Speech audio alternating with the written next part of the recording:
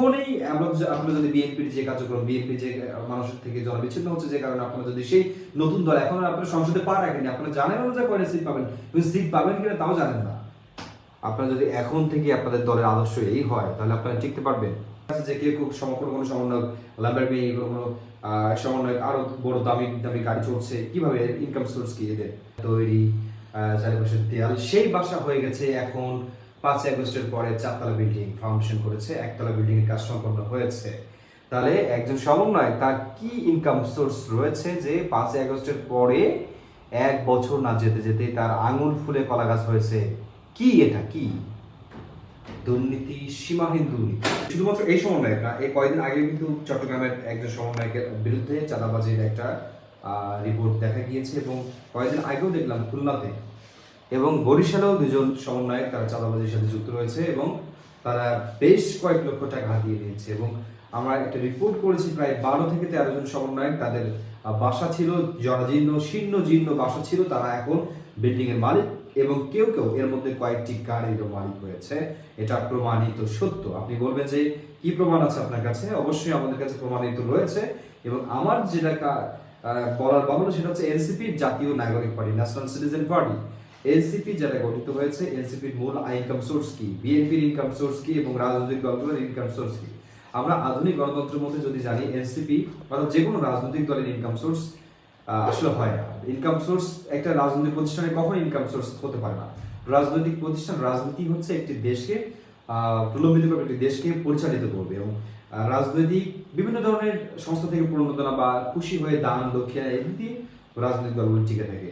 কিন্তু মডার্ন সোসাইটিতে রাজনৈতিক দলগুলো কোনো ধরনের অন্যায় বা করাপশন ছাড়া টিকে থাকা পসিবল না। বিএনপি আজকে 2 দিন আগে, কালকে দিন আগে কিন্তু তারা একটা প্রতিবেদন প্রকাশ করেছে, তাদের গত বছরের তুলনায় বা গত 4 বছরের তুলনায় তাদের কিন্তু এবার সর্বোচ্চ পরিমাণ আয় বেড়েছে, এবং 15 কোটি টাকা আয় হয়েছে 2024 সালের জানুয়ারি 1 তারিখ থেকে ডিসেম্বরের 31 তারিখ পর্যন্ত 15 কোটি টাকা আয় হয়েছে। 15 কোটি টাকা আয় একটা রাজনৈতিক দল অভ্যুত্থান পরবর্তী 5-6 মাসের মধ্যে 15 কোটি টাকা not a small amount, huge amount. 15 crore টাকা কিভাবে বিএনপির এই টাকা হলো, এটা কিন্তু জবাবদিহিতা মানুষ চায়। যখনই মানুষ জবাবদিহিতা চাচ্ছে, তখন বিএনপির ভারপ্রাপ্ত মহাসচিব, বিএনপির সচিব এবং বিএনপির যে ঊর্ধ্বতন কর্মকর্তা যারা রয়েছে, মানে নেতারা যারা রয়েছে, তারা কিন্তু এটা অ্যাভয়েড করছেন, এবং তারা বলছেন যে এটি রাজনৈতিক দলের নির্দিষ্ট পরিমাণ অ্যামাউন্ট তাদের ইনকাম সোর্স জানার অধিকার আমাদের নাই। অবশ্যই আছে, রাজনৈতিক দলগুলো জনগণের কাছে জবাবদিহিতা করতে বাধ্য। বিএনপি কেন, জামাত কেন, যে কোনো রাজনৈতিক দল, এবং ডোনাল্ড ট্রাম্পের ডেমোক্রেটিক পার্টিও যদি হয়, সিটিজেন পার্টিও হয়, সব পার্টিকে আমাদের কাছে জবাবদিহি করতে বাধ্য, সংবাদ মাধ্যমের কাছে জবাবদিহি করতে বাধ্য। কিন্তু কেন তারা করছে না? এর কারণ হচ্ছে এই টাকাগুলো সলিডলি হয়তো তাদের ব্যাংকে জমা পড়েনি, স্পষ্ট। এবং এখানে বিএনপির 2 জন শীর্ষ নেতাও বলেছেন যে এর মধ্যে কিছু চাঁদাও রয়েছে, তারা ইন্ডিকেট করছে চাঁদাও রয়েছে। তাহলে এটা অধিকাংশ চাঁদাবাজিরই আর কি টাকা। যেমন আমি কোনো রাজনৈতিক দলকে স্পেসিফিক ভাবে বলবো না, কিন্তু সিটিজেন পার্টিকে যেটা বলছি যে তারা যে 5 আগস্টের পরে অভ্যুত্থান পরবর্তী একটা দল গঠন করলো, ভাবছিলাম যে তাদের কাছ থেকে ইতিবাচক কিছু সরকার পাওয়া, দেশ কিছু আশা করে, কিন্তু তাদের থেকে সবচেয়ে বেশি হতাশা হচ্ছে বিএনপির সীমাহীন দুর্নীতি ছিল, বিএনপির চাঁদাবাজি বেড়েছে, ও তাদের বড় দল হিসেবে তাদের চাঁদাবাজি হচ্ছে, এটা মানছে। কিন্তু এনসিপি জাতীয় নাগরিক পার্টি, এদের যে বর্তমান অবস্থান, এরা বিএনপিকেও ছাড়িয়ে গিয়েছে। এরা চাঁদাবাজিতে বলতে গেলে গ্রেট চ্যাম্পিয়নও বলা যায় এদের। যেমন এদের মধ্যে 2-1 সমন্বয়কবাদী যারা দেশপ্রেমিক এবং যাদের মধ্যে একটা দেশপ্রেমের চেতনা রয়েছে, তারা বাদ দিয়ে অধিকাংশ সমন্বয়ক এখন টাকার পিছনে ছুটছে, এবং অধিকাংশ দেখা যাচ্ছে যে কেউ খুব সমগ্র কোনো সমন্বয়ক, ল্যাম্বরগিনি কোনো সমন্বয়ক, আরো বড় দামি দামি গাড়ি চলছে, কিভাবে ইনকাম সোর্স কি এদের? কখনই রাষ্ট্র কর্তৃক প্রণোদনা পেতে পারে। জুলাই স্মৃতি ফাউন্ডেশন তৈরি হয়েছে, এখান থেকেও দুর্নীতি হয়েছে, সীমাহীন দুর্নীতি। এবং আরো একটা দুর্নীতির কথা আমি বলি, সেটা হচ্ছে বন্যার গত বছর যে বন্যা হলো, বন্যার কুমিল্লা এবং তৎসংলগ্ন অঞ্চলে যে বন্যা হলো, লক্ষ্মীপুর নোয়াখালীতে যে বন্যা হলো, এই বন্যায় কিন্তু একটা ত্রাণ তহবিল সংগ্রহ করা হয়েছিল টিএসসিতে, প্রায় মোর দ্যান 15 crores, 15 কোটি টাকার উপরে ত্রাণ সংগ্রহ হয়েছে। সে টাকার হিসাব দিতে পারছে না, সে টাকার হিসাবে গরিমসি করছে সমন্বয়ক যারা দায়িত্ব ছিল, তারা কিন্তু এই টাকার হিসাব দিতে গরিমসি করছে এবং পূর্ণাঙ্গ তার হিসাব দিতে পারে। আমরা যেটা জেনেছি যে তাদের বিরুদ্ধে এই অভিযোগও করা হচ্ছে, অর্থাৎ এই সমন্বয়কদের মধ্যে এই 15 কোটি টাকা এটা বন্টন হয়েছে কিনা মানুষ এখন সন্দেহ করছে, আমি করবো, আমি সন্দেহ করতে পারি বা সাধারণ মানুষ সন্দেহ করবে, অবশ্যই করবে। আপনাদের মধ্যে অকারেন্স রয়েছে, আপনারা বিভিন্ন জায়গায় চাঁদাবাজি করতেছেন, এটা প্রমাণিত।